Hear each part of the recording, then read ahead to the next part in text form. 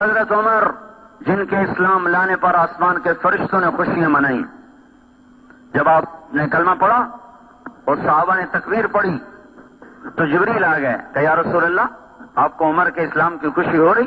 آپ نے کہا ہو رہی۔ کہا استبشر بہ اہل السماء، آسمان کے فرشتے بھی خوش ہو رہے ہیں عمر کے اسلام لانے پر۔ یہ وہ شخص ہے جس راستے سے گزرتا تھا شیطان وہ راستہ چھوڑ جاتا تھا، اور یہ وہ شخص ہے کہ آپ نے فرمایا عرفات کے میدان میں سارے صحابہ موجود ہیں 1.25 لاکھ، تو آپ نے کہا اس وقت اللہ تعالیٰ میرے صحابہ پہ فخر کر رہا ہے، عمر بن خطاب پہ خاص طور پہ فخر فرما رہا ہے۔ اور آپ نے فرمایا میرے بعد کوئی نبی ہوتا تو عمر ہوتا۔ وہ شخص ہے۔ اور آپ نے کہا میرے 2 وزیر زمین میں، 2 آسمان، زمین کے ابو بکر اور عمر، آسمان پہ جبریل و میکائیل۔ ایسے بلند مقام کے شخص، اور فتوحات ہو گئیں، خزانے اٹھ کے مدینے پہنچ گئے، اپنا حال وہی جو کہ انچھنے آٹے کی روٹی، ٹاٹ لگے پیوند، مہینے میں 1 دفعہ گوشت کھانا۔ صحابہ نے مشورہ کیا بہت مشقت میں ہے عمر، ان کو چاہیے کہ اب نرمی کریں، کوئی نوکر رکھیں، اچھے کپڑے پہنیں، اچھا کھانا کھائیں، بڑے بڑے بادشاہ آتے ہیں ملنے کے لیے، اب ان کی مجلس ہونی چاہیے، اعلیٰ نظام ہونا چاہیے، سسٹم ہونا چاہیے، تو ان سے بات کی جائے۔ کون بات کرے؟ یہاں آ کر سارے چپ، کون بات کرے؟ کسی کو ہمت نہیں ہو رہی، تو انہیں آپس میں مشورہ کیا حضرت حفصہ بات کریں، حضرت عائشہ بات کریں، دونوں امہات المومنین ہیں، تو ان کی قدر کریں گے، ان کی سن لیں گے۔ حضرت علی نے فرمایا مانیں گے کوئی نہیں، کر کے دیکھ لو۔ تو یہ دونوں مائیں تشریف لے گئیں، ایک تو بیٹی ہیں، استقبال کیا، بٹھایا، حضرت عائشہ نے بات شروع کی، امیر المومنین، اللہ تعالیٰ نے اپنے نبی پر دنیا کا دروازہ نہیں کھولا تھا، وہ دنیا سے ایسے ہی چلے گئے، نہ دنیا آئی نہ انہوں نے اس کو چاہا۔ میرے باپ نے حکومت سنبھالی، نہ دنیا آئی نہ انہوں نے چاہا، نہ کھلی نہ انہوں نے کھلوائی، وہ بھی دنیا سے ویسے ہی چلے گئے۔ اللہ تعالیٰ نے آپ کی برکت سے اسلام کو زندہ کیا، اور ساری دنیا میں اسلام کا ڈنکا بج گیا، ساری دنیا کے خزانے اٹھ کے مدینے آ گئے ہیں۔ اب وہ زمانہ نہیں رہا، آپ اپنے اوپر رحم کھائیں اور اپنے طرز زندگی بدلیں۔ آپ اتنے موٹے کپڑے پہنتے ہیں، جسم کو تکلیف ہے، آپ نرم کپڑا پہنیں۔ اب آپ پر بڑھاپا طاری ہے، آپ اتنی سخت غذا کھاتے ہیں، آپ اپنے لیے نرم غذا کریں۔ آپ کو خدمت کی ضرورت ہے، کوئی نوکر رکھیں۔ آپ کے پاس بڑے بڑے وفد آتے ہیں، آپ کوئی مجلس ہو، اچھی پوشاک ہو، اچھا کپڑا ہو، یا برائے مہربانی آپ ہماری اس بات پر غور فرمائیں۔ اور حضرت عمر کا رنگ تبدیل ہو رہا۔ جب بات ختم کی تو کہنے لگے تمہیں کس نے بھیجا میرے پاس؟ کہنے لگی پہلے آپ ہاں تو کریں۔ تو فرمایا کہ اگر مجھے پتہ چل جائے جنہوں نے تمہیں بھیجا میرے پاس تو میں مار کے ان کے چہرے کالے کر دوں۔ پھر اپنی بیٹی سے مخاطب ہوئے، حضرت حفصہ سے، کہنے لگے تو گھر والی ہے اور گھر والے کو پتہ ہوتا ہے گھر میں کیا ہے، تو بتا تیرے گھر میں اللہ کے نبی نے کبھی زندگی بھر 2 وقت کھانا کھایا؟ کبھی زندگی میں 2 وقت کھانا کھایا؟ صبح کھایا تو شام نہیں کھایا، شام کھایا تو صبح نہیں کھایا؟ کیا تو اس پر اقرار کرتی ہے کہ اللہم نعم، کہاں میں اس پر گواہ ہوں۔ کیا تجھے یاد ہے کہ ایک دفعہ تو نے میز پہ کھانا رکھ کے دیا تھا تو حضور کے چہرے کا رنگ بدل گیا تھا، غصے کی وجہ سے تو انہوں نے میز سے کھانا اٹھا کے زمین پہ رکھا تھا، زمین پہ بیٹھ کر کھایا تھا کہ میں غلام ہوں، مجھے شاہی پسند نہیں ہے۔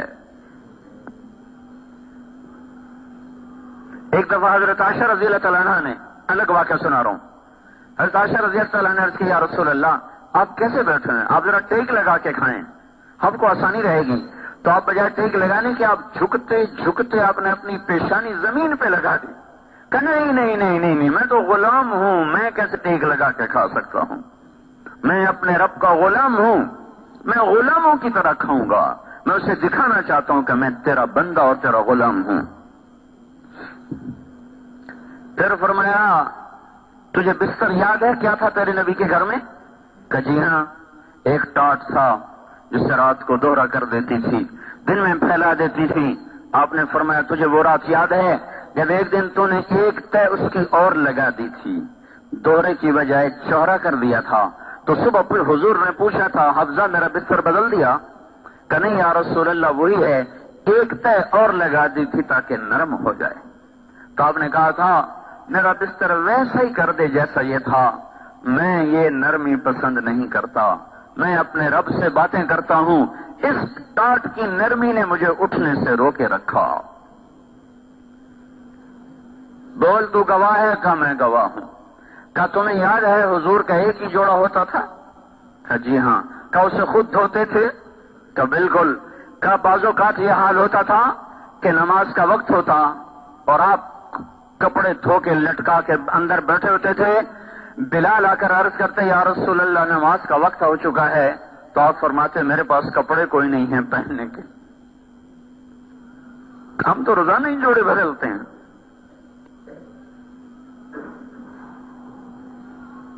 اور نماز میں تاخیر ہو جاتی تھی کہ آپ کے پاس دوسرا جوڑا نہیں ہوتا تھا کہ جا کے نماز پڑھا دیں۔ نماز میں تاخیر ہو جاتی تھی، کپڑے سوکھتے تھے، آپ پہنتے تھے، پھر آ کے نماز پڑھاتے تھے۔ کہ تو گواہ ہے؟ کہاں میں گواہ ہوں۔ کہ تجھے یاد ہے ایک دفعہ ایک عورت نے 2 چادریں ہدیے کے لیے بھیجنے کا کہا تھا، اس وقت آپ کے پاس ایک جوڑا بھی نہ رہا تھا، تو اس نے ایک چادر بھیج دی تھی اور ایک چادر بھیجنے میں دیر کر دی، نماز کا وقت ہو گیا تو آپ نے ایک ہی چادر کو اپنے جسم پہ لپیٹ کے جا کے نماز پڑھائی تھی۔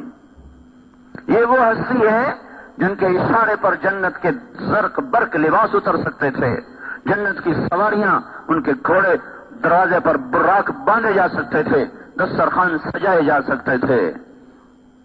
کیا تجھے یاد ہے؟ کہ جی بالکل یاد ہے۔ کہ پھر مجھے کیا سبق پڑھانے آئی ہو؟ جاؤ ان لوگوں کو بتا دو کہ 3 ساتھی تھے، 3 راہی تھے جو ایک منزل پر چلے، ایک راستے پر چلے، ایک چلا پہنچ گیا، دوسرا چلا پہنچ گیا، تیسرا راستے میں ہے، راہ میں ہے، ان کے قدم بقدم چلے گا تو پہنچے گا، اگر ان کے قدموں سے ہٹ گیا تو بھٹک جائے گا۔ لہذا بتا دو ان کو کہ اس ذات کی قسم جس کے قبضے میں عمر کی جان ہے، میں اپنے آپ کو اسی تنگی میں رکھوں گا کیونکہ میں نے اسی حال میں اپنے نبی سے جدائی، میرا نبی مجھ سے جب جدا ہوا تھا تو میں اسی حال میں تھا، میں اس حال کو نہ بدلوں گا یہاں تک کہ میرا رب مجھے اپنے ساتھیوں سے ملا دے۔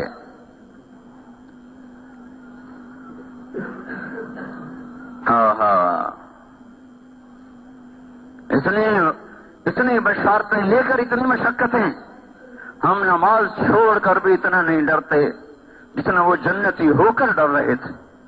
یہ دیکھو کتنے جمعے میں آئے بیٹھے ہیں، یہ ہر دفعہ مجھے پریشان کر دیتے ہیں اور مجھے رلا دیتے ہیں کہ یہ باقی نمازوں میں کہاں غائب ہو جاتے ہیں، انہیں کیا ہو جاتا ہے، کیوں ان کا ایمان جا کے گم ہو جاتا ہے، کیوں ان کا ایمان بیدار نہیں ہوتا؟ کیا یہ ندا صرف 8ویں دن آتی ہے کہ آ جاؤ مسجد میں؟ یہ تو 5 دفعہ ندا پڑتی ہے، حی علی الصلاۃ، آ جاؤ آ جاؤ آ جاؤ، اس وقت میں کیوں نہیں قدم اٹھتے؟ اتنے بڑے فریضے کو چھوڑ کر بھی پرواہ کوئی نہیں، اور وہ جنت کی بشارتیں لے کر اس طرح بیٹھے رو رہے ہیں، اور نماز میں ہی جان پیش کی اللہ کو۔ خنجر نماز میں لگا، ہوش میں آتے ہی پوچھا مجھے کس نے مجھے خنجر مارا؟ کہا مجوسی نے۔ کہا شکر ہے میرے مولا تو نے کسی مسلمان کے ہاتھ میری موت نہ لکھی، ایک کافر کے ہاتھ مجھے شہادت اعلیٰ نصیب فرمائی۔ جب بچنے کی امید ختم ہو گئی تو اپنے بیٹے کو بلایا۔ اب دیکھو وہ کہتے تھے میں قدم بقدم چلوں گا تاکہ اپنے ساتھیوں سے مل جاؤں، دیکھو اللہ نے ملایا کیسے۔ جب بچنے کے آثار ختم ہو گئے تو اپنے بیٹے کو بلایا، کہا بیٹا جاؤ اما عائشہ سے پوچھ کے آؤ کہ عمر اپنے ساتھیوں کے پاس دفن ہونے کی اجازت چاہتا ہے، اجازت دے دے تو مجھے وہاں دفن کرنا، نہیں تو جنت البقیع میں جا کے مجھے ڈال دینا۔ اور ان سے کہنا کہ عمر پوچھ رہا ہے، یہ نہ کہنا امیر المومنین پوچھ رہا ہے، میں امیر المومنین نہیں ہوں۔ حضرت عبداللہ بن عمر آئے، دروازے پر دستک دی، ام عائشہ نے اندر آنے کی اجازت، تو اندر بیٹھی رو رہی تھی، وہ بھی رو، سارا مدینہ رو رہا تھا، سارا اسلام ہی رویا عمر کے مرنے پر۔ تو انہوں نے عرض کی، اما جان میرے باپ کی یہ تمنا اور خواہش ہے، آپ سے اجازت چاہتے ہیں۔ تو حضرت عائشہ رضی اللہ تعالیٰ عنہا رو پڑی، مزید فرمایا کہ یہ جگہ تو میں نے اپنے لیے رکھی ہوئی تھی کہ میرا باپ بھی یہیں دفن ہے، میرا خامد بھی یہیں دفن ہے، میں بھی یہیں دفن ہو جاؤں گی، لیکن اگر عمر یہ جگہ چاہتے ہیں تو عمر مجھ سے زیادہ اس جگہ کا حقدار ہے، میری طرف سے اجازت۔ وہ کہہ رہے تھے میں انہی قدموں پہ چلوں گا جس پر وہ دو چلے تھے تاکہ میں ان کے ساتھ مل جاؤں۔ اب ملنے کے اسباب پیدا ہو رہے ہیں۔ انہوں نے آ کر بشارت دی، ابا جان ابشر، بشارت ہو، کام بن گیا۔ کہ نہیں، شاید میرے شرم میں اجازت دے دی ہو، جب میں مر جاؤں جنازہ پڑھ چکو جا کے پھر رکھ دینا، ایک دفعہ پھر اجازت مانگنا، اجازت ملے تو لے جانا، نہیں تو واپس لے آنا، بقی میں ڈال دینا۔ اتنی بڑی کامیابیوں کے ساتھ یہ شخص جان کی بازی ہار رہا ہے، لیکن ان کے آخری الفاظ سنو، جب محسوس ہوئے سکرات تو فرمایا بیٹا، عبداللہ کی گود میں سر تھا، کہ بیٹا مجھے زمین پہ ڈال دے، میرا سر زمین پہ ڈال دے۔ تو حضرت عبداللہ بن عمر نے سر زمین پہ ڈال دیا، تو اپنے گال مٹی میں رکھ دیے، ایسے مٹی میں، اور یوں یوں ملنے لگے، ایسے ایسے ایسے ایسے، اور کہنے لگے ویل لک یا عمر ان لم یغفر لک ربک، اے عمر تو برباد ہو گیا اگر تیرے رب نے تجھے معاف نہ کیا۔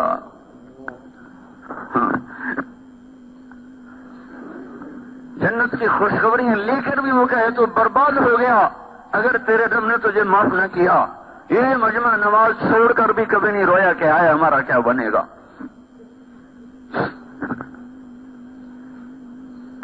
سارا دن ظلم ہی ظلم ہے۔ ظالم اسی کو نہیں کہتے جو کسی کو مارے اور قتل کرے، جس کی نظر نے غلط دیکھا یہ بھی ظالم ہے، جس کے کانوں نے غلط سنا یہ بھی ظالم ہے، جس کی زبان غلط بول کے یہ بھی ظالم ہے۔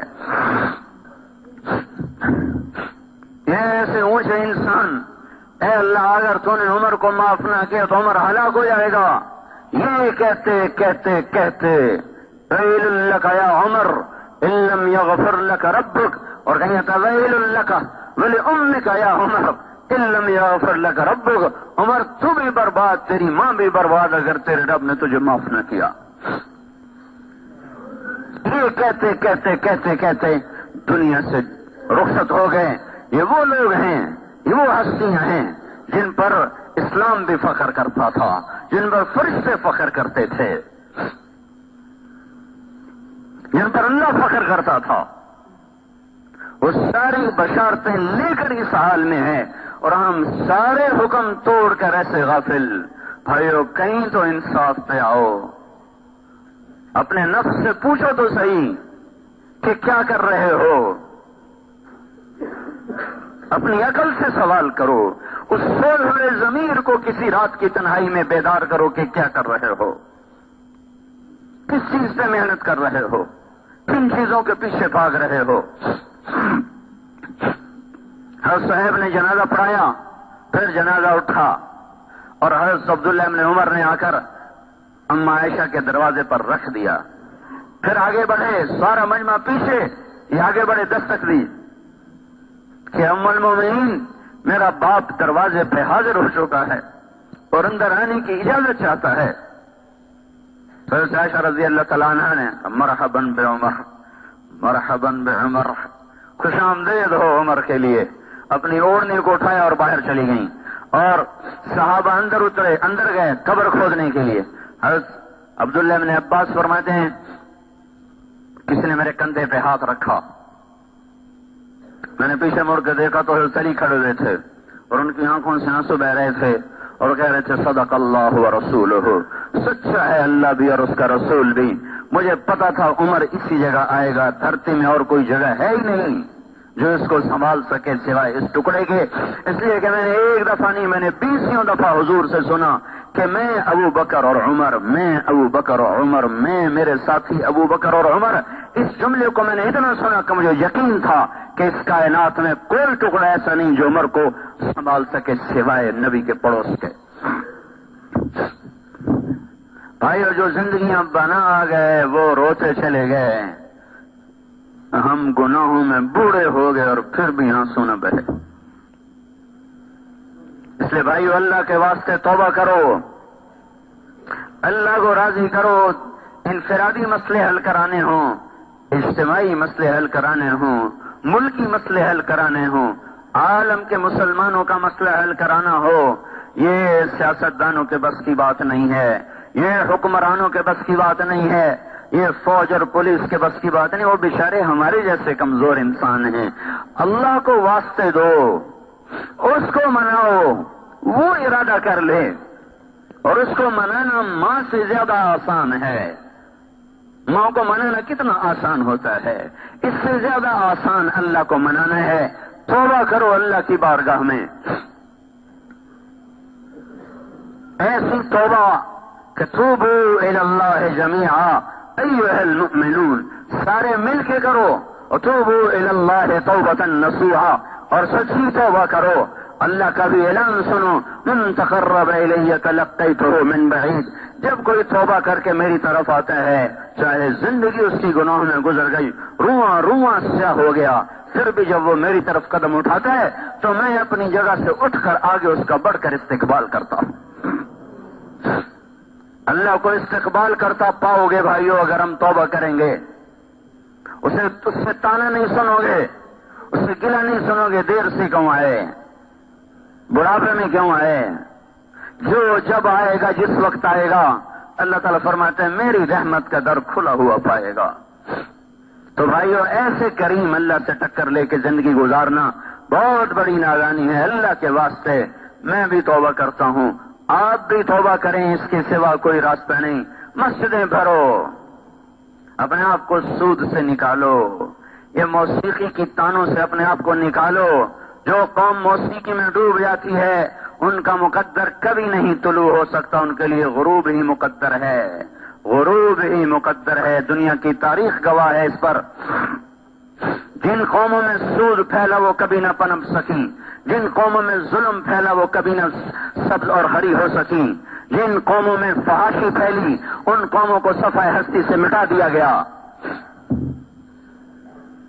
بھائیو یوں مغرب کے پیچھے اندھے ہو کے نہ چلو، مغرب اندھیرے کی جگہ ہے، یاد رکھو، مشرق روشنی کی جگہ ہے۔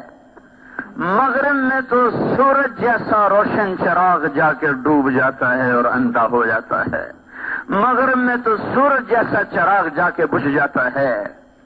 تو اگر مغرب کے پیچھے چلو گے تو سوائے اندھیروں کے کچھ نہیں ملے گا۔ یہ وہ غار ہے جو سورج کی روشنی کو بھی کھا جاتا ہے، یہ وہ اندھیرے ہیں جہاں سورج بھی بے بس ہو جاتا ہے، عاجز ہو جاتا ہے، بجھ کے رہ جاتا ہے۔ مشرق ہے، مشرق جہاں سے روشنیاں پھوٹتی ہیں، جہاں سے روشنیاں طلوع ہوتی ہیں۔ فاران کی چوٹیاں مشرق میں تھیں جہاں سے آفتاب نبوت طلوع ہوا ہے۔